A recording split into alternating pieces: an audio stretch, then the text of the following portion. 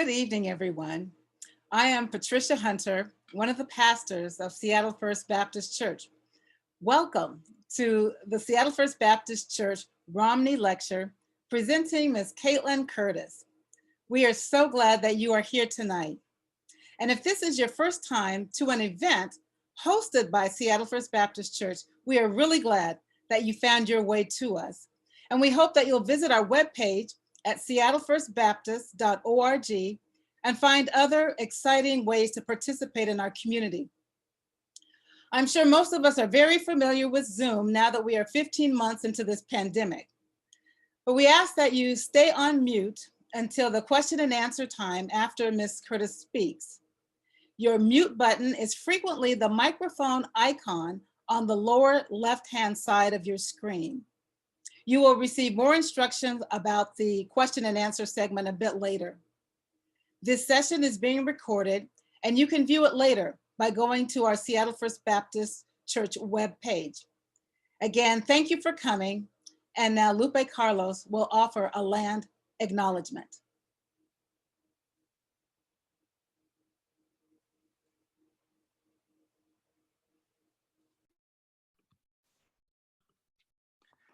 My name is Lupe Carlos. I've been asked to say a few words about the first people of this land. The Duwamish were the original inhabitants of this land that has become the city of Seattle, and Seattle was named in honor of the Duwamish leader, Chief Sealth. I can't acknowledge this land, especially here with the Duwamish, without also acknowledging the water. I have not appropriated the name of the Duwamish. I went to them and asked permission to do this acknowledgement. The Duwamish tribe had their population once reduced to 215 people. They were swept off their ancestral lands by Seattle ordinance that outlawed any Duwamish from living within the city. The Duwamish tribe now owns 1 acre of land in the city limits and 1 longhouse. I felt inadequate to speak about the Duwamish without walking that last bit of land. I went there with an eye for what once was and what remains. The land is along the Duwamish River, a very few miles from here. It is a Superfund site. What I saw was ecological devastation. I couldn't stand very long on the shore because the smell of diesel exhaust and other chemicals were too much to endure. I encourage you to also walk that land and see with your own eyes and consider what we've done. I want to acknowledge that the Duwamish are still here. They are our neighbors.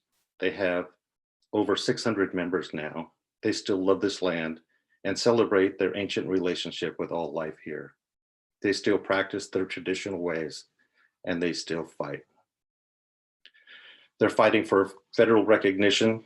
They're fighting for adequate representation in the Seattle Public Schools curriculum.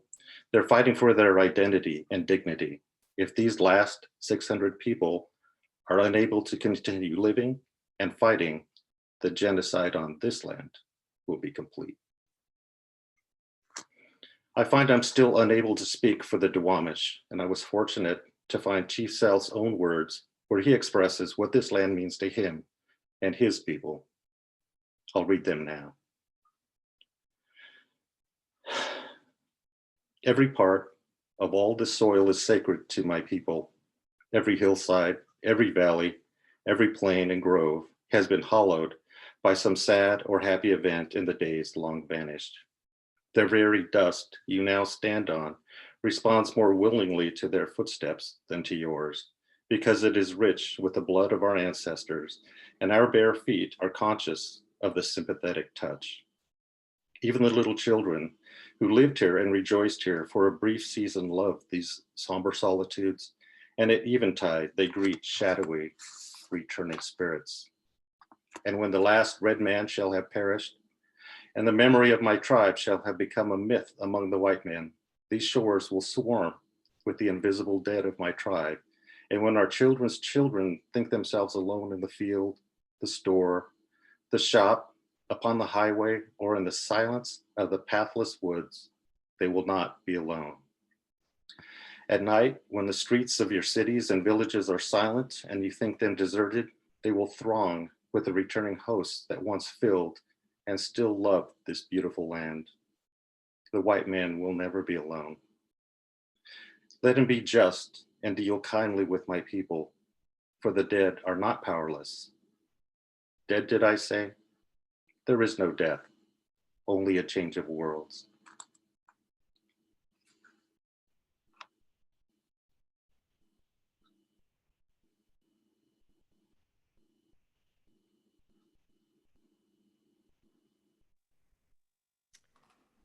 Good evening. I'm Margaret Norton Arnold, and I'm the chair of the Romney Legacy Fund. Romney Legacy Fund is named after a beloved pastor of our church, Rod Romney, who retired in 2000, the year 2000. And at that time, a fund was set up in his honor. And through that fund, we give money to charitable organizations. We give money to a student pastor every year, and we've hosted a number of events for our congregation. We've done several interfaith retreats. We've hosted various speakers. We've had Richard Blanco here as a poet. We've had Rachel Held Evans with us. And just a few weeks ago, I know a number of you will remember being here through a Zoom session to see Diana Butler Bass.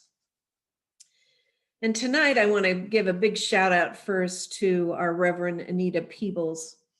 Anita really connected us with Kaitlin Curtice. She came to the Romney Fund and suggested her and offered up her recommendations on what we might do in terms of an event. And then she managed all of the logistics to make sure that Kaitlin was here and we could have her among us for 2 full events. So I want to thank Anita for that.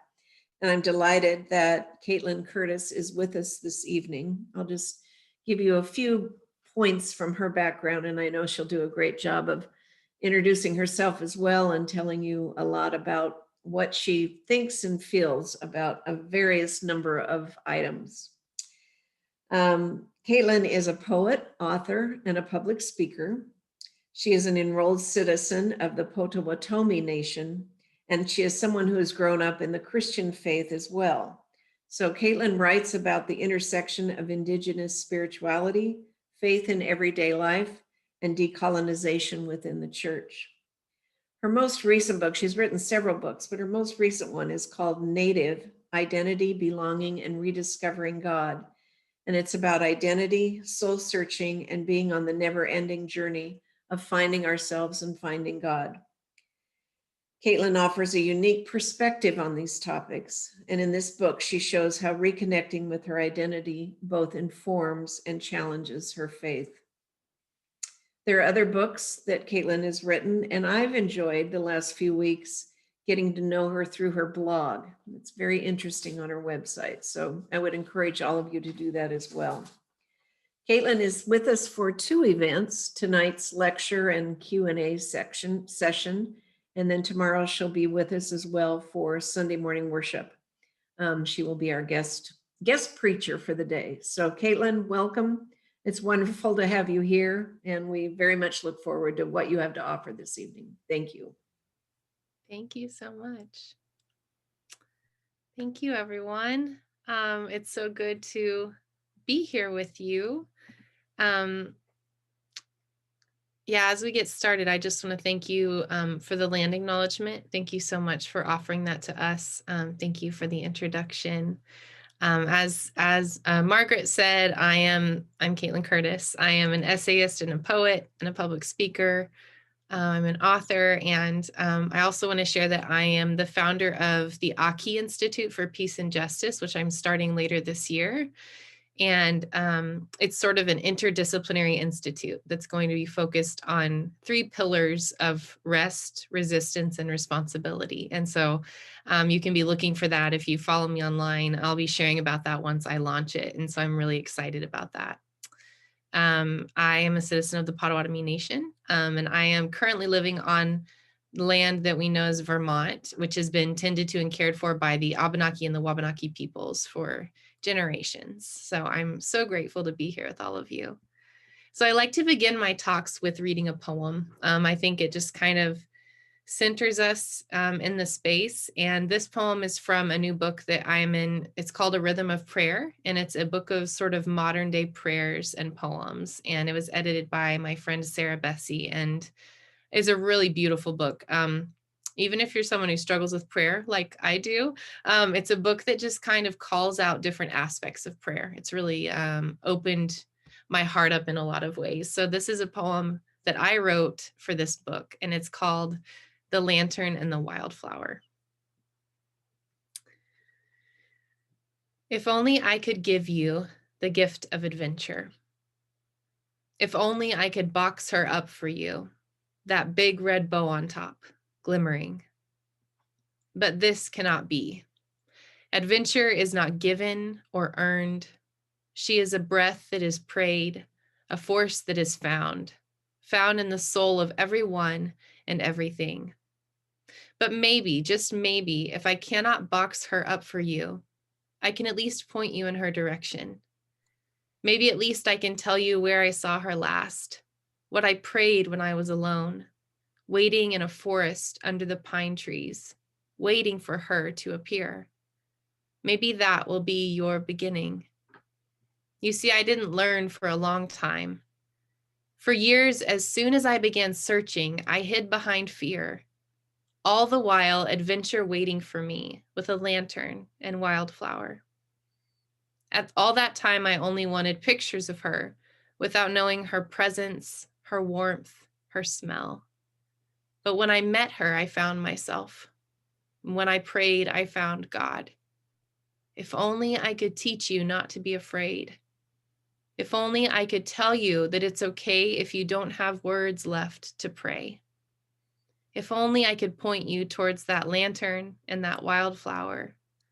If only I could show you the way to God.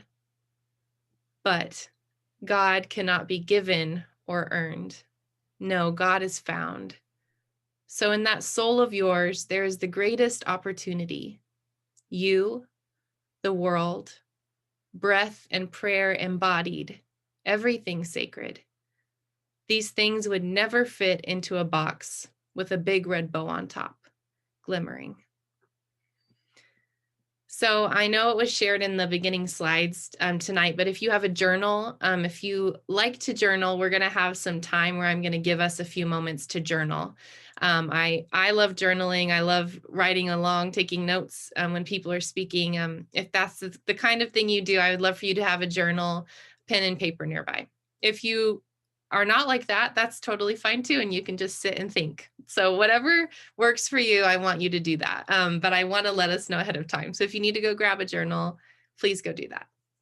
Tonight, I'll be sharing a little bit about decolonization. I'll be sharing about trauma.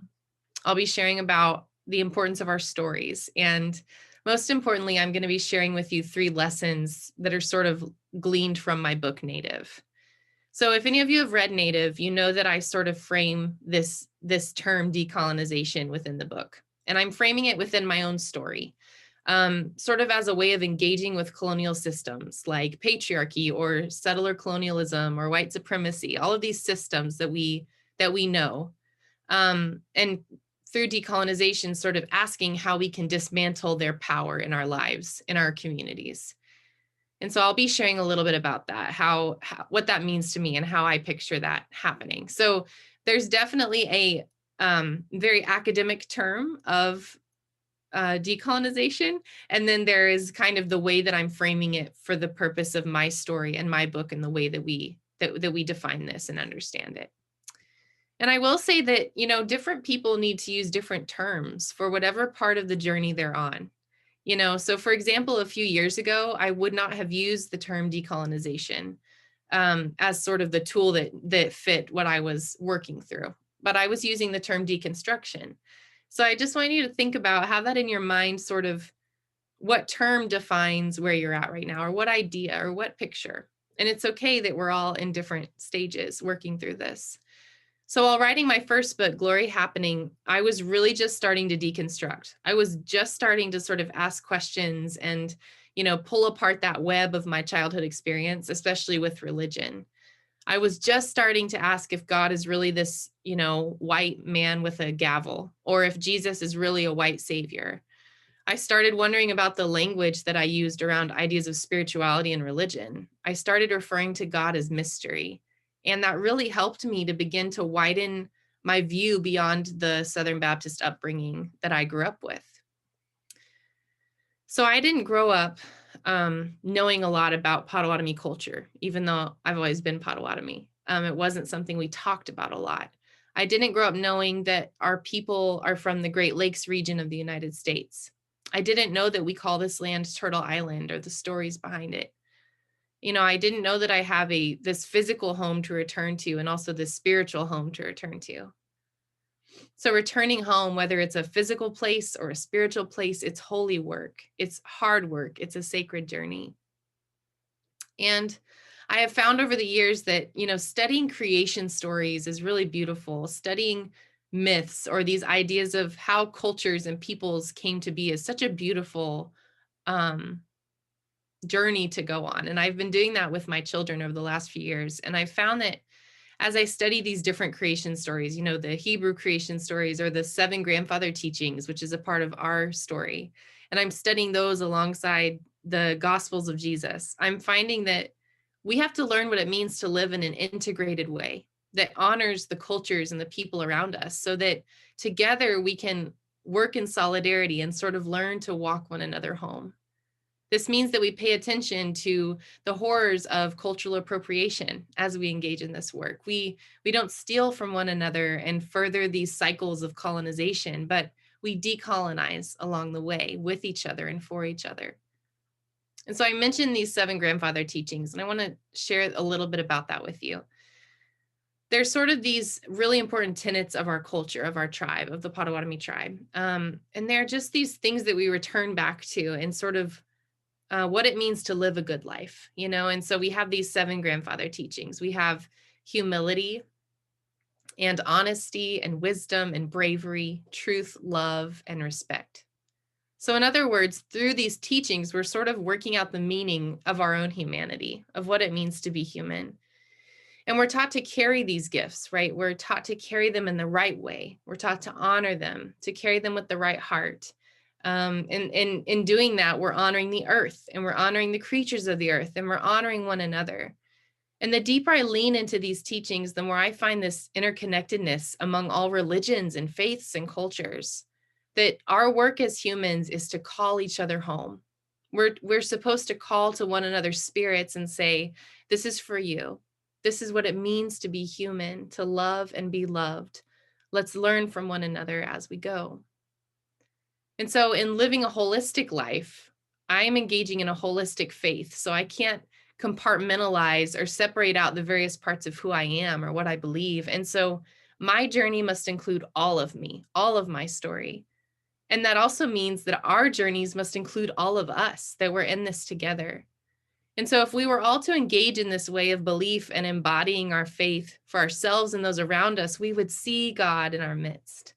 We would see that the Spirit is one of inclusion within our cultural boundaries, but someone who also calls us outside of that into so much more, to see the lives and experiences of others as beautiful and necessary parts of our collective wholeness.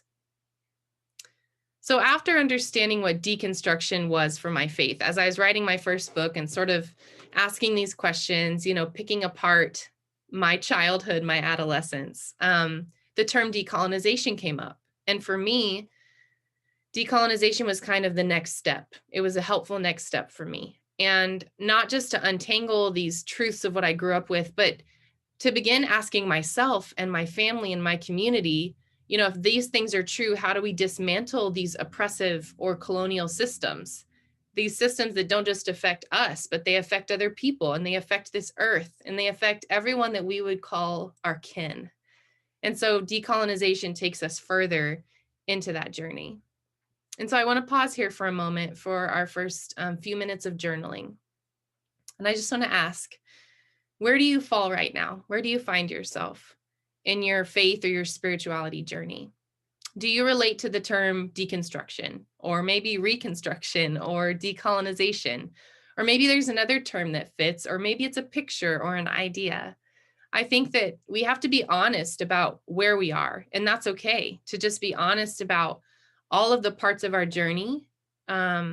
Or we might get swept up in feeling like we're not doing it right, and we don't want to go on a journey that's not ours to take. And so I just want to give us a few moments to think about this.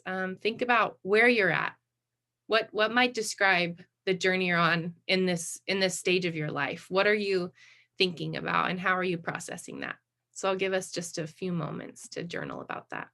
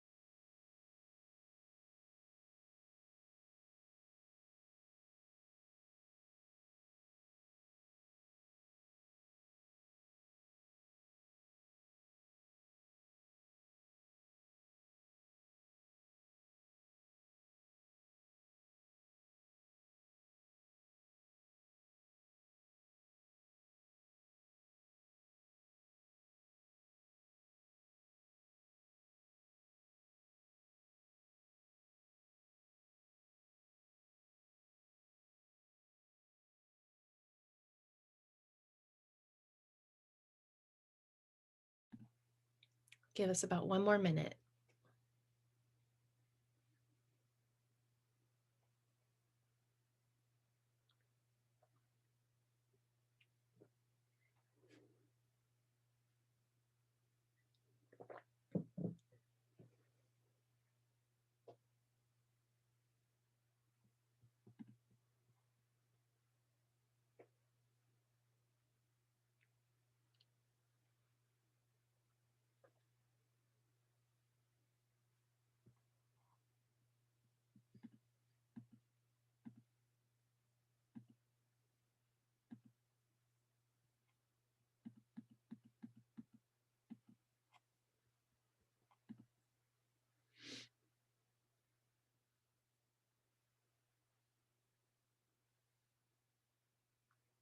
All right, if you need to keep writing and finish your thoughts, please do so. And I'm going to keep sharing with you all.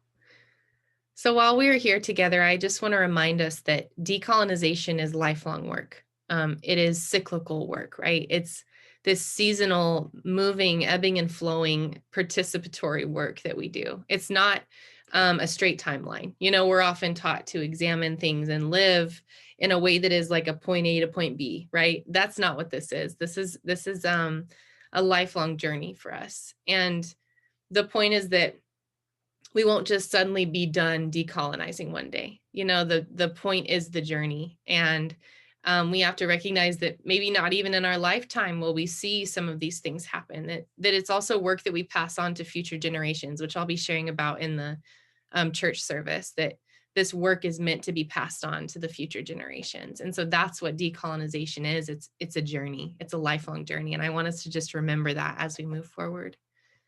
I'd like to read you something from Native. This is from a chapter that I wrote called The Future of Decolonization. And I just want to read this to you. Our spiritual realities do not exist in a vacuum. To be connected to our own spirituality, we must be connected to the spirituality of others. This means that our spirituality is directly tied to institutions that police the spiritual lives of others. The fact that Indigenous ceremonies were banned in the US until 1978 and continue to be restricted is proof. In 1978, the American Indian Religious Freedoms Act was passed by President Jimmy Carter so that Indigenous people could have protections for religious ceremony in the US. This is a right that has often not been protected, but instead has been violated by the government. We have always been here, but what does it do to our spiritual essence to know that we will be punished for expressing our ways of knowing Creator?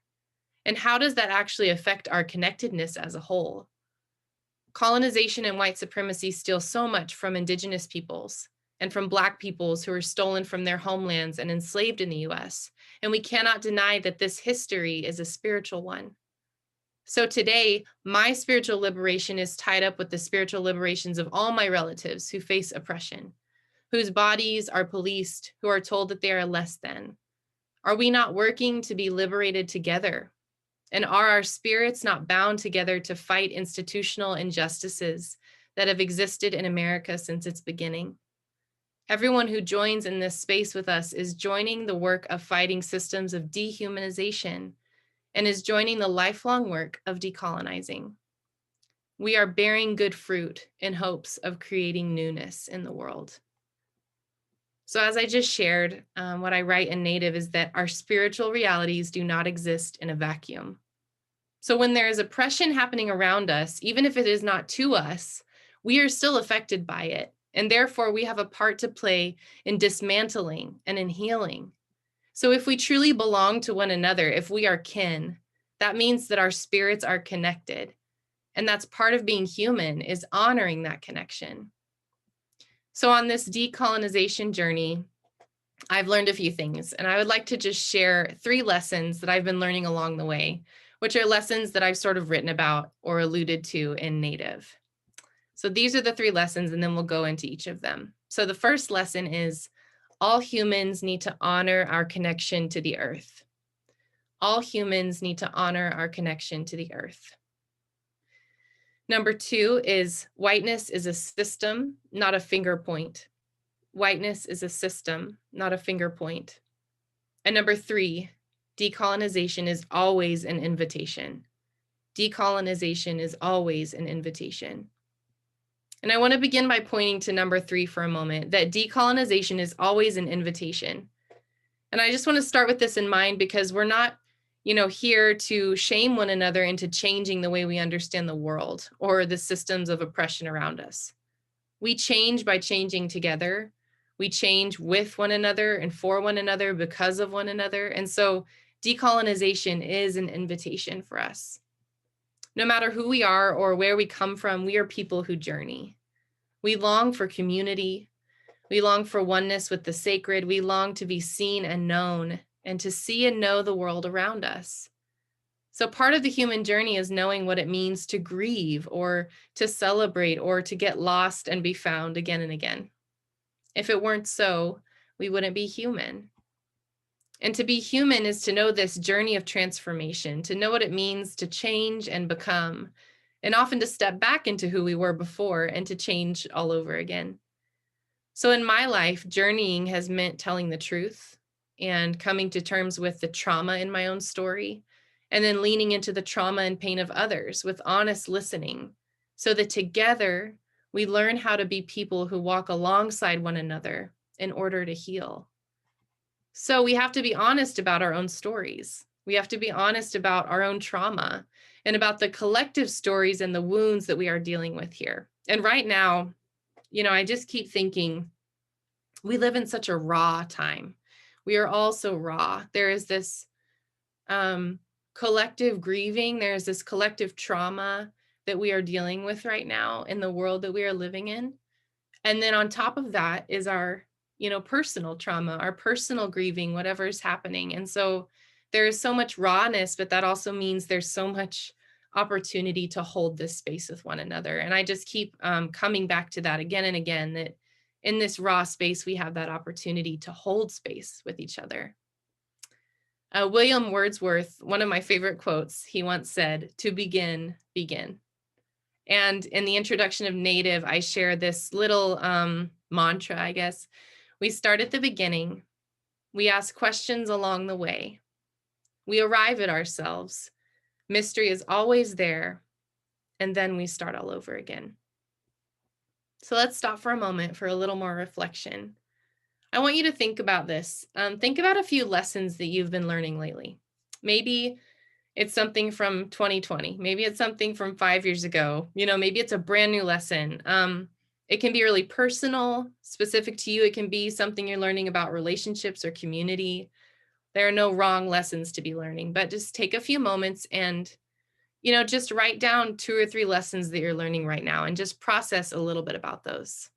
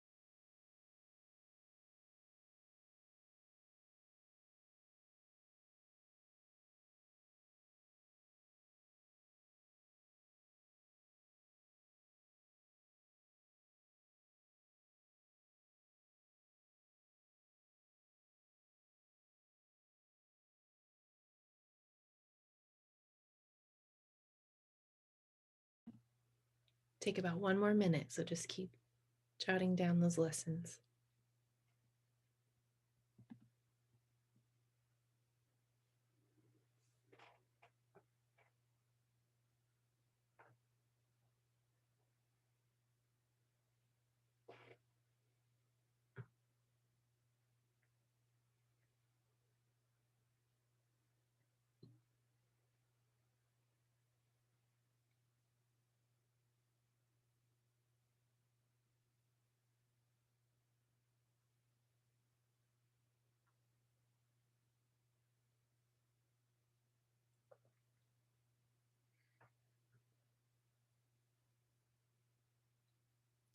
All right, I'm going to keep sharing, but please keep writing again if you need to. And I also encourage you to share these lessons with someone in your life, someone that you trust.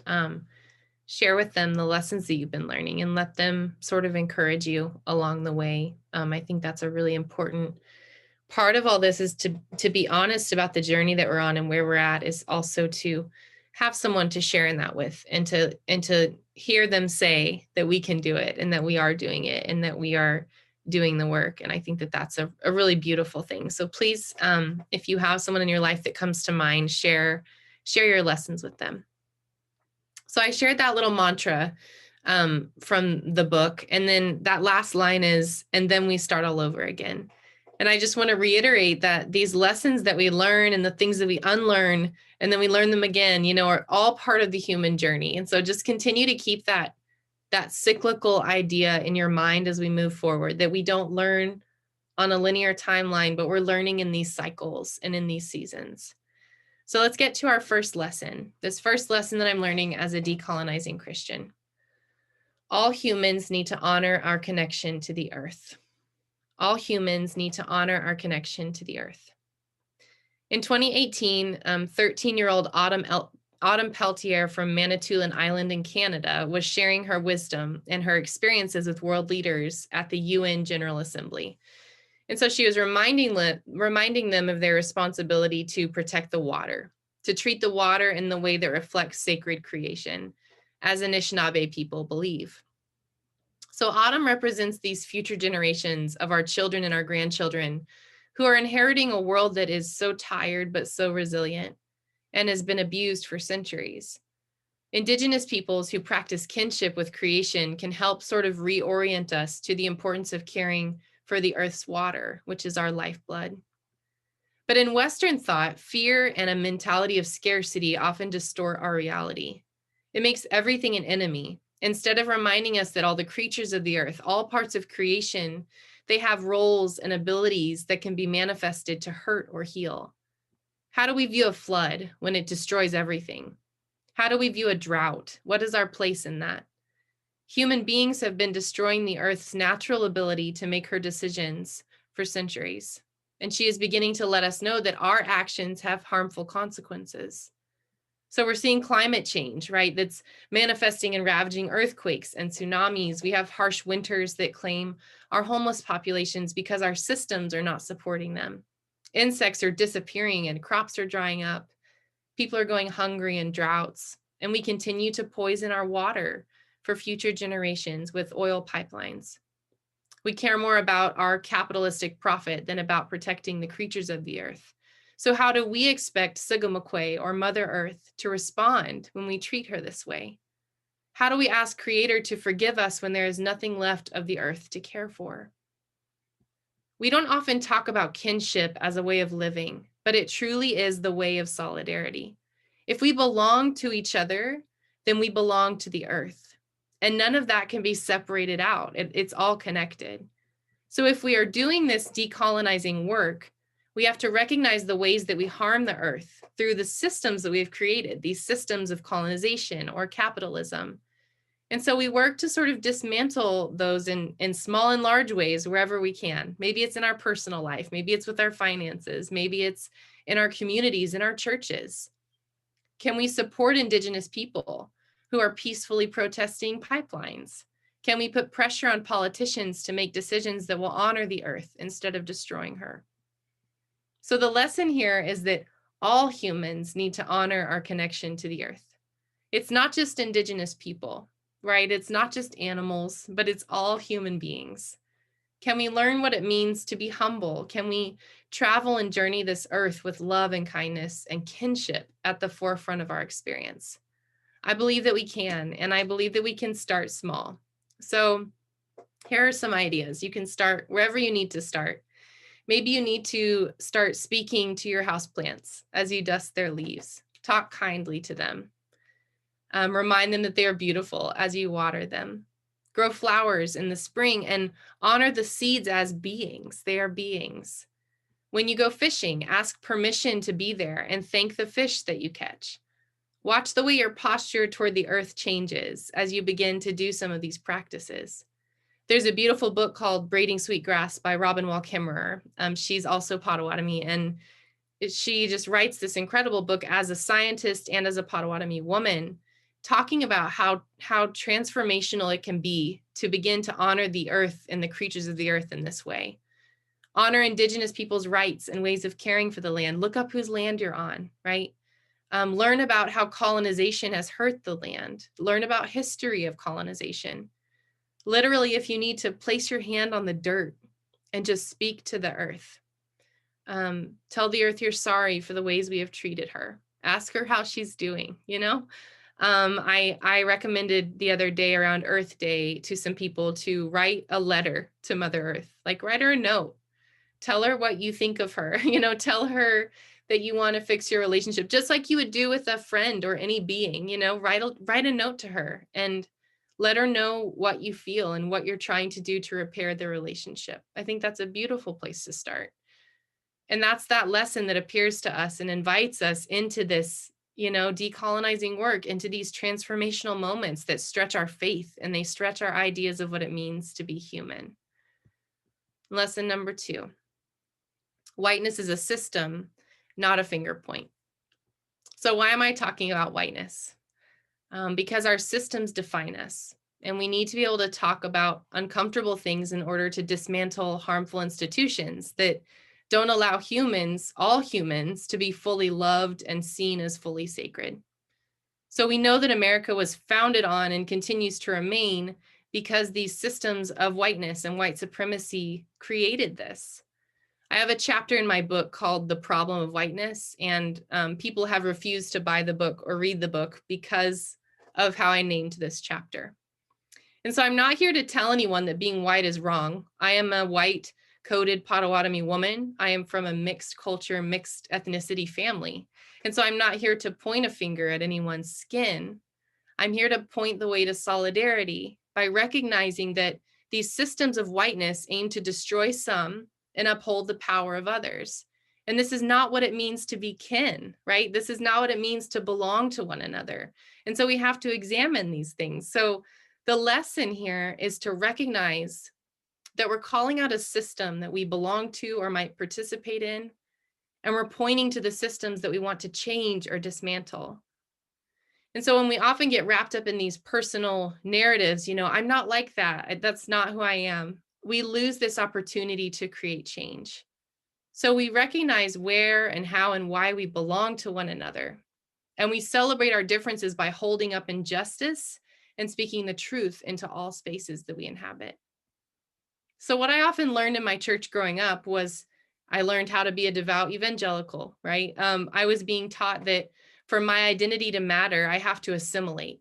I have to take on the American dream as best I could. My life became about pleasing this American God who really cannot be pleased. And so we remember that people have been oppressed by the church. They have been oppressed in the name of Jesus. They have been told that they cannot possibly know God in the way they were born to know God.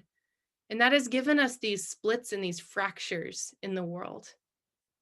And so we remember, and then we begin to ask questions.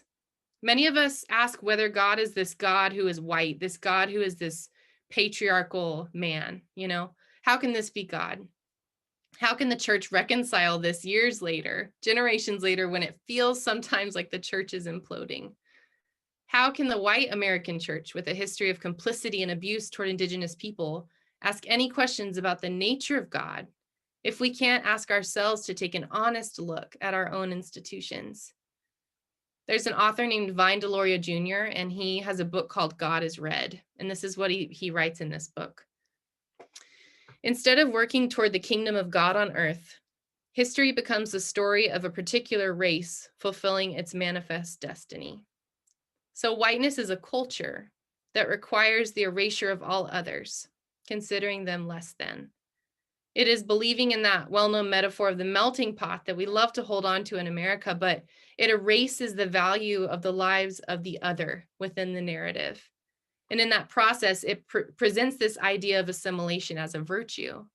But really, assimilation is about power, power that puts shackles on Black people and Indigenous people and other people of color. So let's just center ourselves here again in this space. Let's be present to this moment and this conversation that can be hard sometimes. What can we do right now to dismantle these systems, or at least examine them?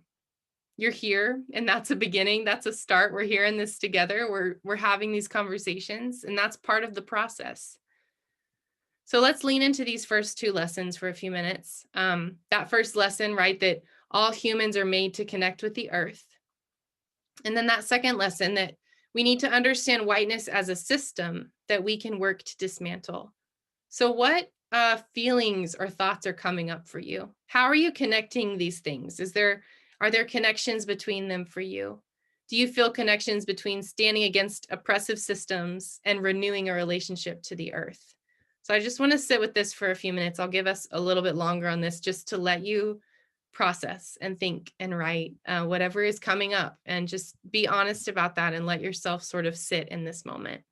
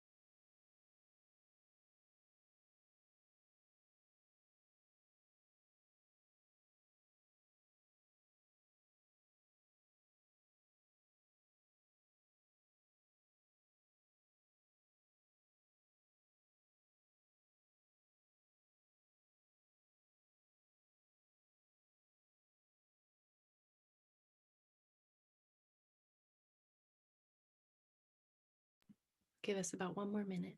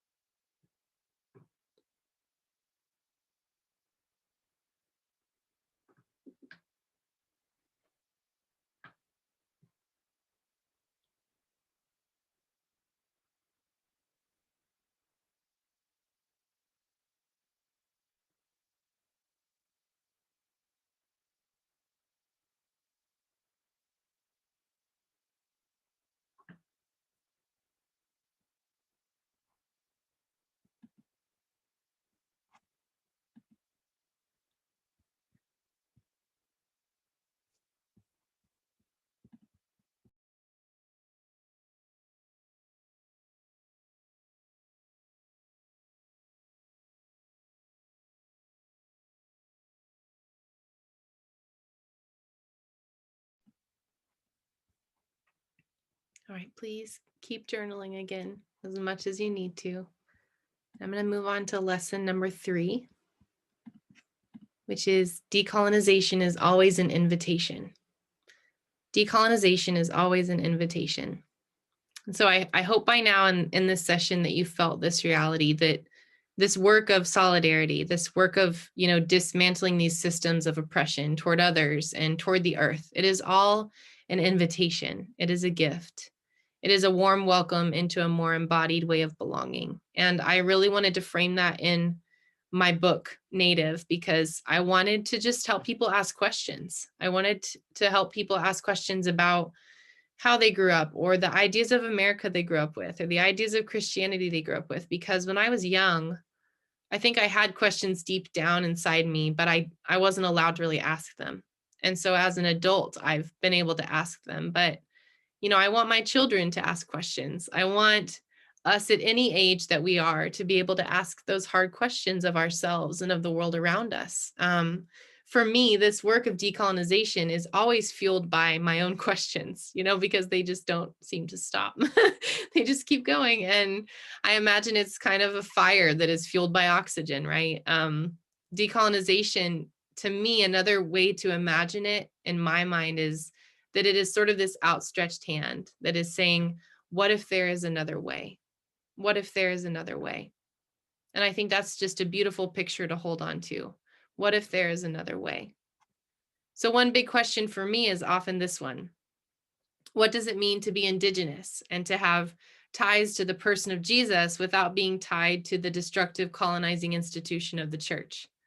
So for me, that is just a constant decolonizing. It's a constant asking of these questions. It's longing for interactions with others who, following this universal Christ, right, as Richard Rohr calls it, that we can take on the hope of a decolonizing faith. It is sharing space with Black people and Indigenous people and other people of color and disabled and queer people, and letting our experiences shape one another. It means interacting with my white friends and having really difficult conversations and facing my own privilege in that space. So deconstruction and decolonization for me have actually become sort of partners, along with grief and with truth telling.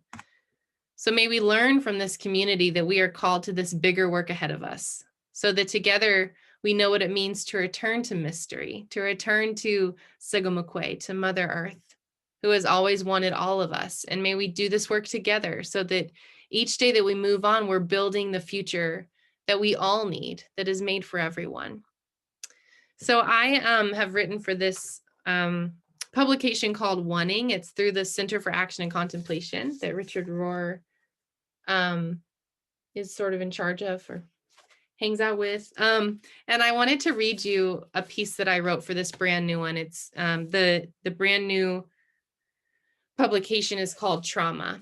And I just want to end with this tonight. I want to read this to you, and it'll end with a poem. And so we'll kind of end with a poem tonight as well as beginning with one. But I think this is important just to speak to the way that our trauma and these things, our deconstruction, our decolonization, our stories, that all of this in working with our trauma and our grief, all of this part of our life work, that it's all connected, and that it's really important that as we name our own stories and name the collective story that we're a part of, that we're not afraid to dig into these difficult truths, and also in a way to connect with our child selves in a way of healing. So I just want to read part of this essay to you. It's called Trauma as a Journeying Partner. I was nearly in my 30s when I first named that I have been traumatized in my life. Sitting in a therapy session, I nonchalantly told my therapist that my father left when I was 9, but I'm fine and it's all okay now. She had me pause from naming the same rote story and said, "You need to stop and realize that this experience is trauma and it affects you even today.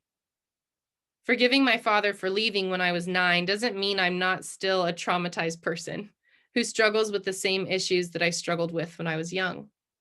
In my journey of naming my trauma, I am beginning to learn that as much as trauma is about healing, it's also about journey. I am someone who journeys with trauma."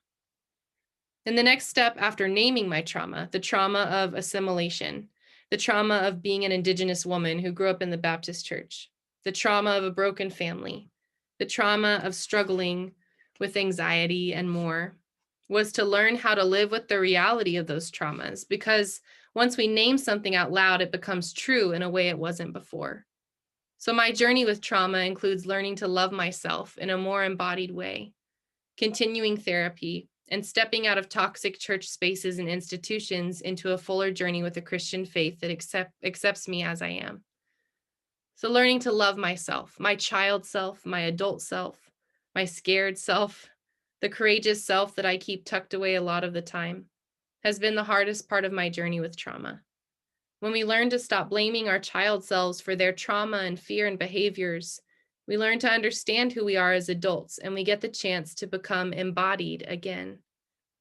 I spent my teenage years in the purity movement, which taught me that my female body belongs to God and to whoever my future husband would be, and that my body should be above all else pure and spotless. The way this formed in my psyche and my faith was that I was ashamed of my body and completely distanced from her in a way that pulled me away from processing my own trauma and meeting my own needs as a human being. If my body simply belonged to my future spouse, I didn't have to worry about who or what it was in the meantime. So I focused on my purity, on staying guarded from lustful boys, and sadly also guarded from my own need for healing.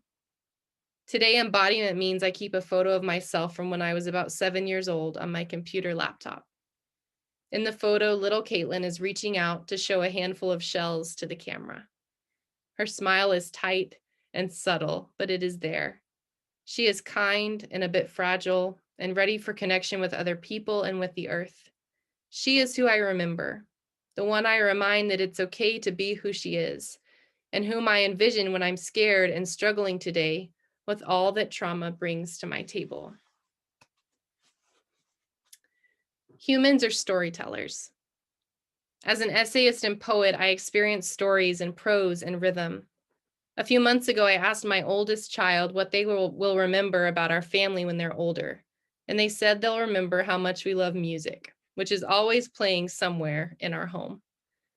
Music is stories sung and spoken to us and made manifest through instruments that bring out every emotion imaginable. We experience our humanness through music, or the rhyme or the rhythm, and our trauma, our healing are both carried in that story that is told. So here we come back to embodiment, back to the ideas of how our life trauma comes with us wherever we go. There have certainly been times that I've wondered if I could wish my trauma away. But the reality is I am who I am because of it, and that means I journey with it. It is more often painful than it isn't, and yet every now and then, when possible, it leads me back to embodiment, and somehow around to healing. For those moments, I am grateful. In those moments, I recognize the miracle. So as we journey, we eventually learn to carry our trauma in rhythm, in prose, in images that garner healing. We learn that embodiment is like a song that we sing. And while our trauma is with us on the journey, it isn't all that we are. So we find what rest is from one season to the next. One day after meditating, something I'm learning more about on my healing journey, I wrote the following poem, which paints a picture of what it means to find healing and rest in our bodies, in our beings, not just to replace our trauma, but to come alongside it, to begin again and again. May this journey lead us home to ourselves and one another. So this poem is called Forced Rest. It shouldn't have been this way, that rest would be both a luxury and a curse, instead of the divineness within us. And yet here we are, struggling to sit still, to wait with ourselves, to listen to breath and spirit as they whisper. We have forgotten the gift of rest, and so at first it is forced. We reject the laptop and the phone, the chores and the to-do list, and we wait, and it is painful waiting. We wait for our bodies to settle down, and we tell them to keep settling. Keep sipping that warm drink, keep writing in that journal, keep the eyes closed, keep the breath steady, keep listening to the dogs snore as they sleep, keep watching the fire in the wood stove. And maybe eventually it won't be forced anymore.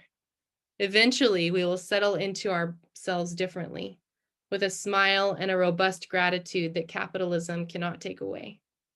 We will say, welcome home to ourselves again and again, or you belong here, and this rest is holy, because it is, and we are.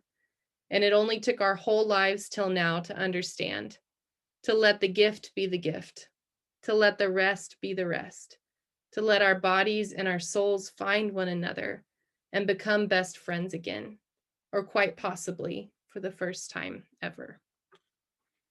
Thank you.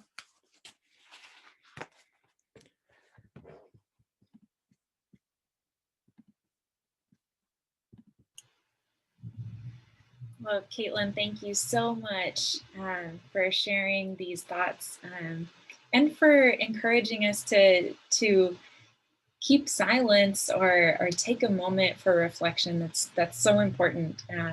So thank you for sharing us and holding space as well.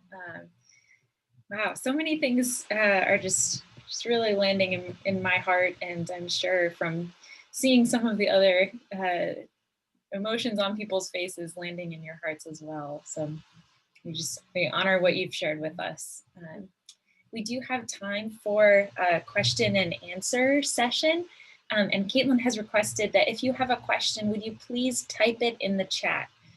So for those of you who are less familiar with Zoom, the chat, there will be a little button at the bottom of your screen if you're on a computer that says chat.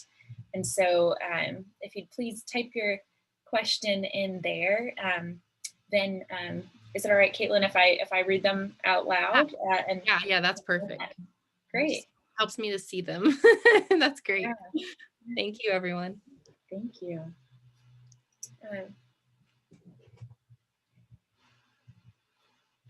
And I guess to, we have, what's the name of the publication that you just showed us? I'll type it in. It's called Wanting. And I don't know if you can even get it on like Amazon, but if you go to the Center for Action and Contemplation, if you go to their website, you can order it from there. That might be the easiest way, but they're beautiful, and there's multiple authors in each one. I mean, they're really beautiful journals. So I'm so honored to get, I've written for 2 of them so far, and they're just really great. So Cherry is asking, are there places where the Southern Baptist Church of your childhood and your current understanding of spirituality intersect? Oh, that's a good question. Oh man. Not a ton. And I think that's just, I think honestly, in a lot of ways, as I'm decolonizing, like I said, deconstruction and decolonizing are partners. And I think that I am still, there'll be like a fresh thing that comes up still where I have to go back to that time and try to understand it. What I will say is that I haven't, it's not as if I've washed my adolescence as this horrible time and the church is all horrible. I very much was in a community of people that I loved, who were kind and wonderful people. But at the same time, I can look back and see some of the institutional issues that we were a part of, right? Like I went on all the missions trips. I was in the purity movement. I was a pastor's kid. And so I was like all in. And so I think it's this tension of holding what I appreciated and what did bring me to who I am, but to also recognize the things that I don't want to continue to uphold in my own spirituality and in my life, if that makes sense. Thank you for that.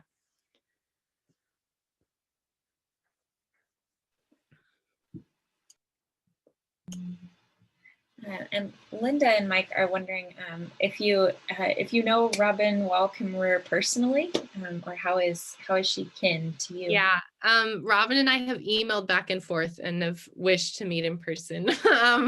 Our tribe is in Oklahoma, the Citizen Potawatomi Nation. It's kind of confusing, but as I mentioned earlier, our tribe is from the Great Lakes region, but we had a forced removal. And so there was a forced removal called the Trail of Death of a number of Potawatomi people that were forced into Kansas. And so then a group of us went to Oklahoma. And so our band is in Oklahoma. So Robin and I are part of that same band. So we haven't met in person yet, but I hope one day.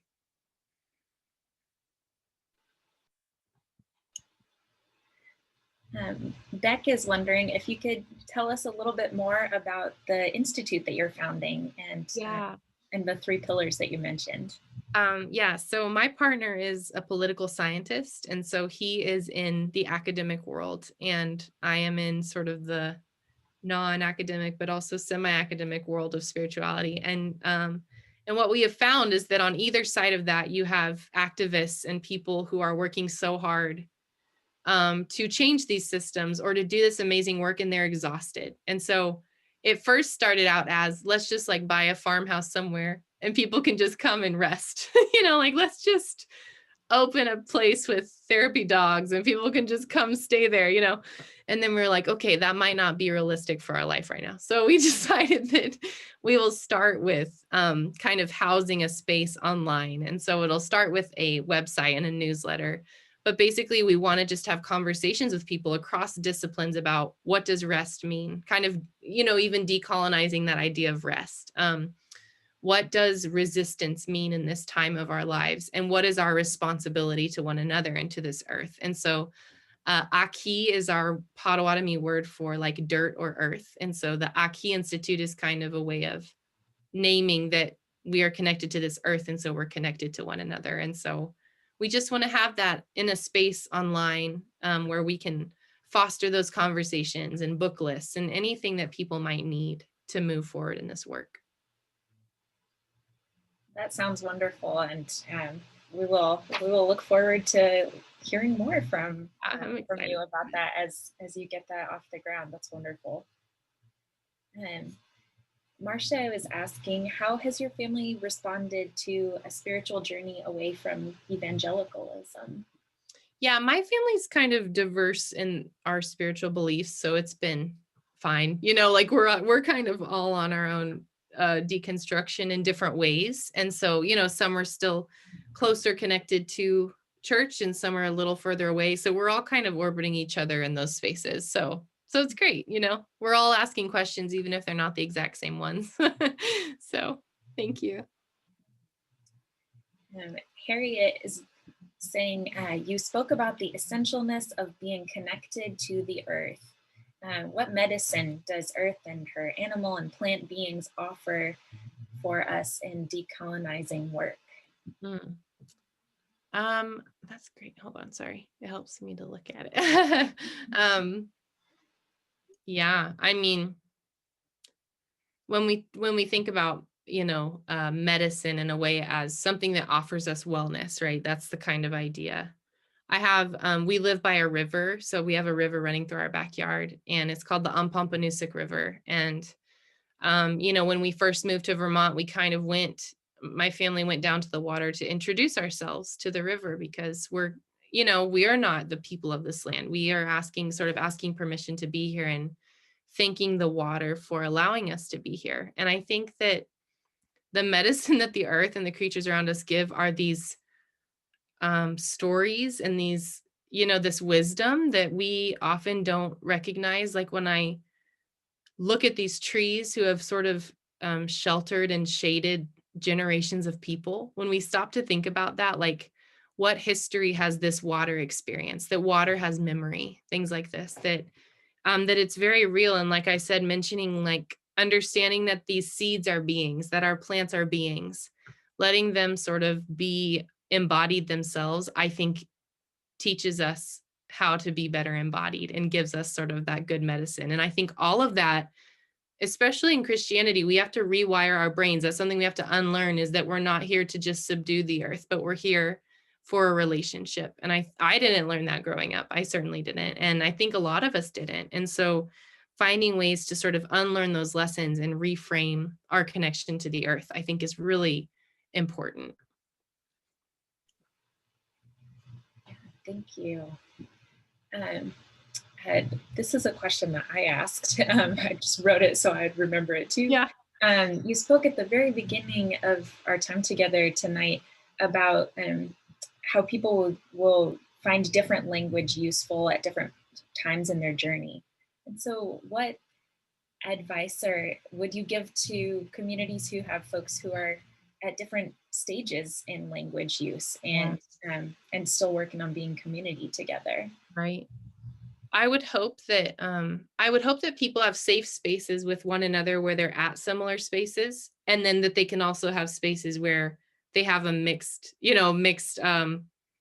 journey areas where they can actually come together and share those. And I think this is where the importance of having space to tell our stories comes in, because a lot of times, we're stepping, until you get to know each other well, we're stepping sort of into the middle of each other's lives. And I think we miss a lot when we don't actually know the story of one another, like that we don't know how we came to be in this space, what our trauma is that we carry. And I think that when we're able to take the time to do that with one another and for one another, it makes space to say, now you understand why I need decolonization right now. Now you understand why I really need to name it something else, and that doesn't feel comfortable for me. I think that coming back to the importance of our stories, if we have the space somehow, little groups where we just are storytelling groups almost, having small groups where you focus on story.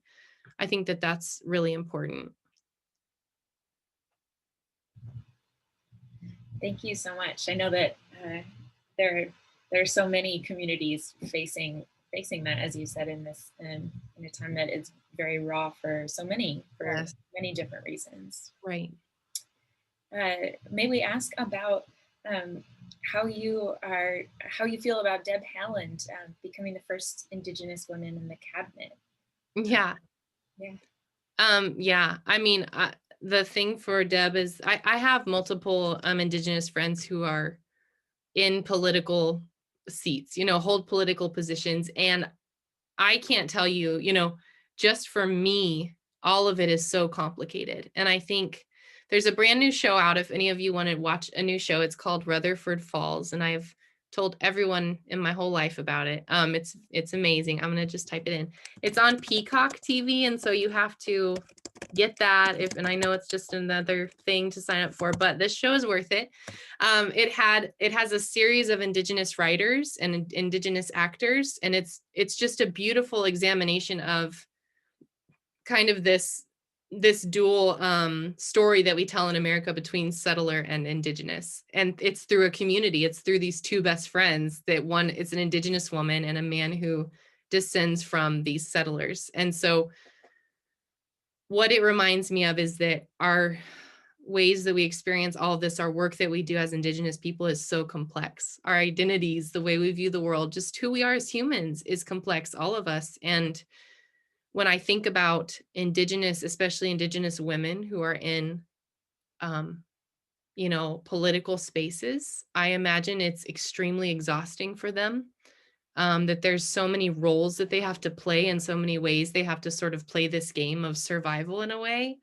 And so honestly, I worry about them. That's kind of the first thing that comes up, is this protection. Like, I want to make it easier for them, because I know even when Deb Haaland was being interviewed to have the position, they really came at her, and it was really hard for me to watch. Like, I could only watch part of it because we all knew that would happen. And then we know that is now that she is in office, it will be very hard. And so there's just really complex issues, but at the same time, what an incredible thing to happen in America, that we finally have this, and the good that she'll do for Indigenous people. So gratitude, and then this worry for my Indigenous friends who are women who hold office or in these political spaces. It's really hard. Thank you. Maria is asking, do you have ideas on how to get out of our comfort zones and diversify our connections with other people from other cultures and identities? Yeah.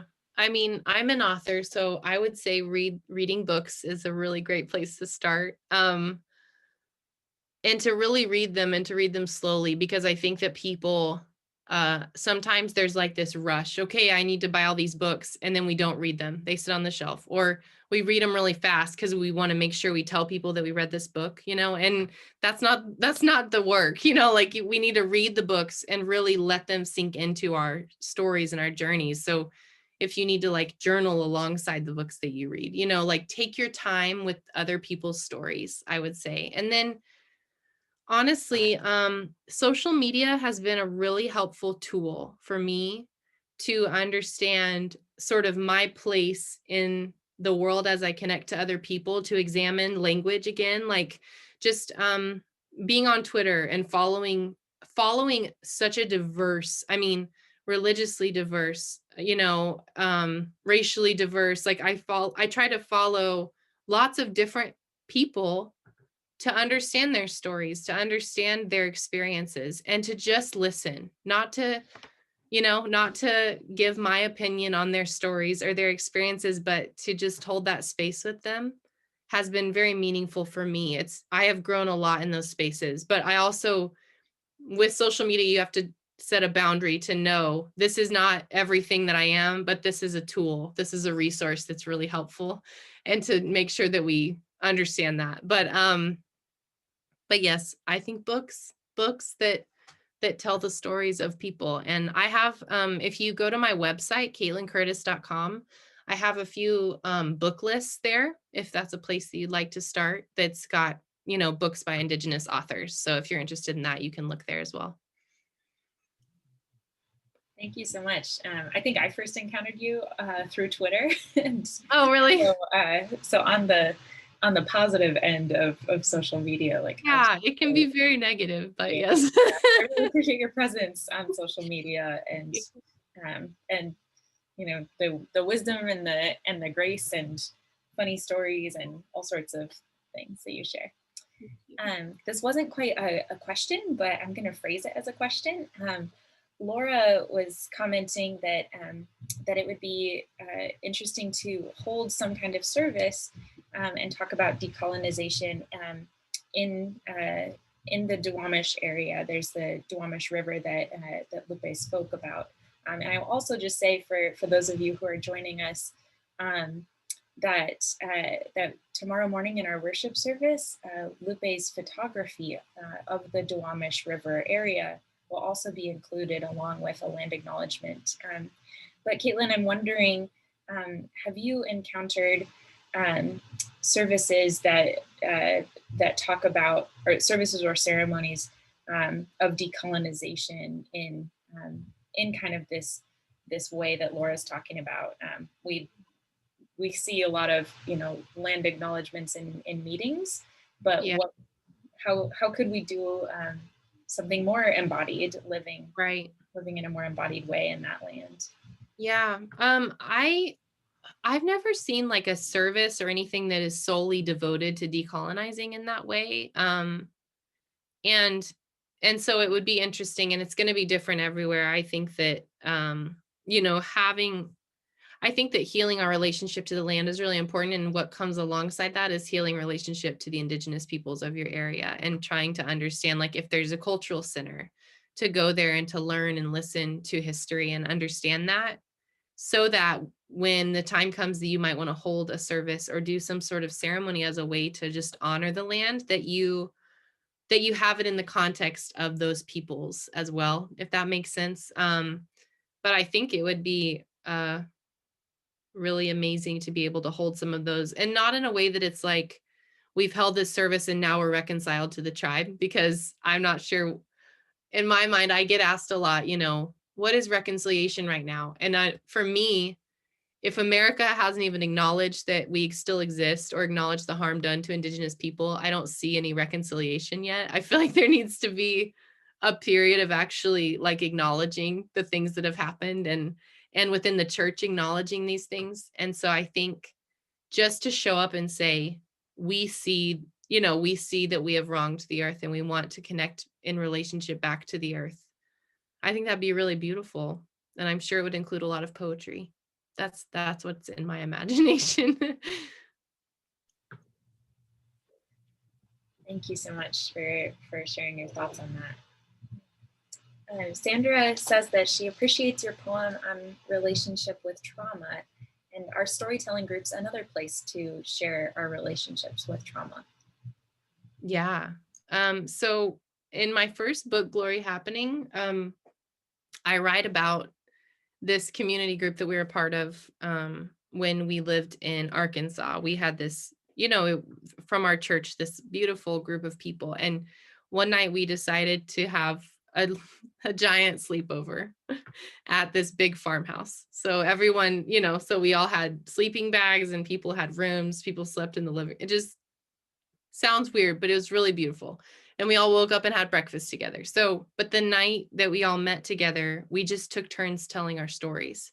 So we decided for this group, for us to move forward and knowing each other, we need to take the time to learn each other's stories. And so it was kind of like someone could have 15 to 20 minutes telling their story, as much as they wanted to tell, as much as they wanted to reveal or share about trauma or loss or grief or celebration and joy or faith journey. Like they could share whatever they needed for us to know. And I thought that was really beautiful, and again, really raw. It was one of those, it's like a very raw moment. We were all pretty like emotionally exhausted after even one night of that.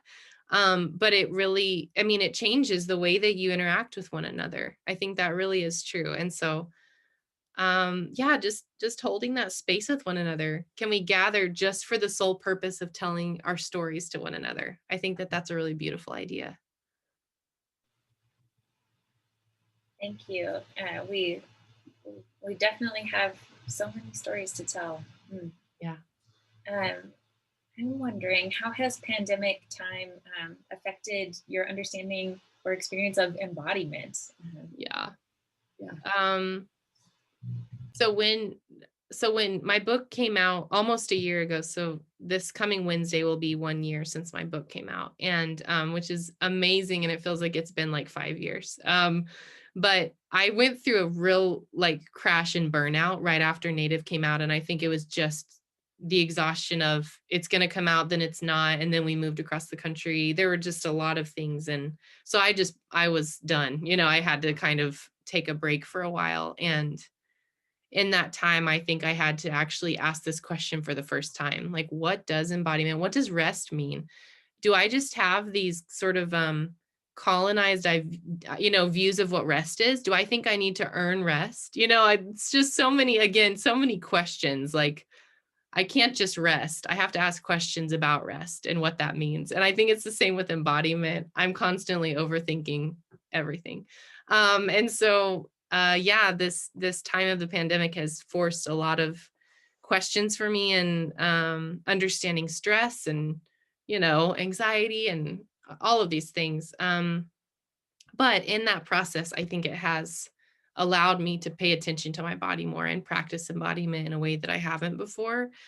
I'm finding rhythms to my day that help me do that and help me write and do this work. And I am grateful for that. And I wonder what it will be like as the world kind of begins to move again and travel and all of those things, how that'll change back, So yes, it's been an interesting time.